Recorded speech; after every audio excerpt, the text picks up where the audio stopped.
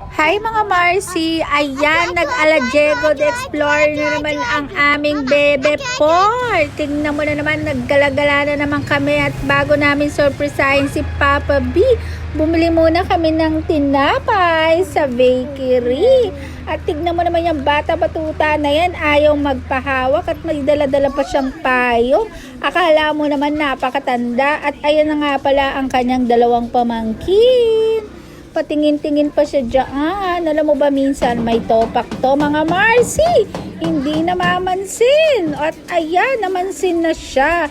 Habang naghihintay kami kay Papa B na ayaw kaming pagbuksan ng pinto. At nang mabuksan na nga at ayan na ang batuta, may dala na naman siyang merienda. At ayan, i-flex ko ang loob ng bahay. O, diba? Ang ganda ng bahay ni Papa B. Nanonood pa kami. Ayan na nga pala ang merienda time. Kasi merienda na nung pumunta kami kay Papa B. Magme-merienda time na kami. Flex ulit ng dami naming kalat. Kada pumupunta na lang kami sa bahay ni Papa B, puro kalat na lang ang nangyayari sa aming mag-iina. Ayan, nakahiga na yung isa.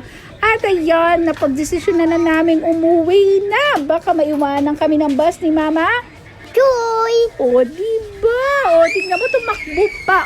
O, diba? Hindi pa pala uuwi. Ayan, magkakape pa pala. Ayan, pauwi na kami. Ang bilis-bilis talaga ng aming video. Ayaw pa nga magpa-video netong si Bebe Forte. At ayan, nakasakay na kami sa bus ni Mama at nag-e-enjoy na naman siya kasi nakalakwat siya na naman ang bebe port namin. Grabe. Until next vlog ko. Bye mga Marcy! Salamat!